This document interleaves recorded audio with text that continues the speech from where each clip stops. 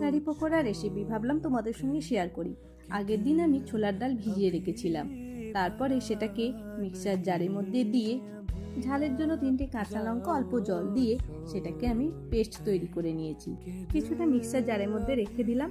আচ্ছা, এবার যেটা করব, কাঁচা লঙ্কা আর পেঁয়াজ কেটে রেখেছি সেটা মিশিয়ে দিয়েছি, স্বাদ মতো নুন আর একটু খাবার সোডা ভালো করে মিশিয়ে রেখে দিলাম। রান্নাটা সর্ষের তেলে করব, তেল গরম হতেই পকোড়ার মতন করে ভেজে নেব।